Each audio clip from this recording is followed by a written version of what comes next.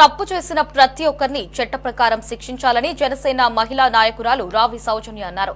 1750 కోట్ల లంచం తీసుకున్న జగన్ కు చట్ట ప్రకారం శిక్ష తప్పదని, జగన్ చేసిన పాపాలకు రాష్ట్ర ప్రజలు బలవుతున్నారని రావి సౌజన్య తెలిపారు.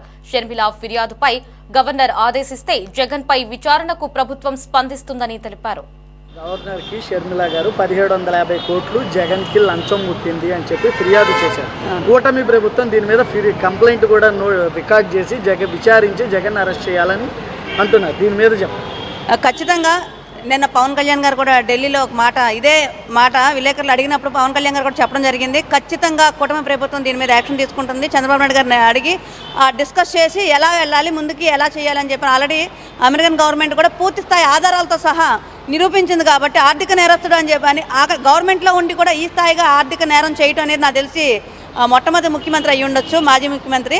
కాబట్టి ఖచ్చితంగా కూటమి ప్రభుత్వం, కొంతమందికి అనుమానాలు ఉండొచ్చు, బీజేపీకి అదానీ గారి సపోర్ట్ ఉంది కాబట్టి, కూటమి ప్రభుత్వంలో బీజేపీ కూడా ఉంది కాబట్టి, కూటమితో బీజేపీ కూడా ఉంది కాబట్టి మేనమేసాలు లెక్క పెడతానని అని అనుకుంటుండొచ్చు. కానీ ఇక్కడ ఎవరైనా సరే ఒకటే, ఎవరైనా ఇంత ఆర్థిక నేరం చేసినప్పుడు ఖచ్చితంగా వాళ్ళ మీద చర్యలు ఉంటాయి. కూటమి ప్రభుత్వం ఖచ్చితంగా దాని మీద స్టెప్ తీసుకుంటుంది. కాదే కొంత అది ఎలా తీసుకోవాలి, ఒకసారి తీసుకుంటే మాత్రం ఖచ్చితంగా వెనక్కి వెళ్ళని విధంగా అయితే మాత్రం కూటమి ప్రభుత్వం స్టెప్ తీసుకుంటుంది. దీని మీద గతంలో విద్యుత్ శాఖ మంత్రి నాతో కూడా బలవంతంగా అర్ధరాత్రి కూడా సంతకాలు పెట్టించారు. నాకు కూడా దీని మీద అవగాహన లేదు, ఇదంతా జగన్ స్క్రిప్ట్ మాత్రమే అని చెప్పి అంటున్నారు.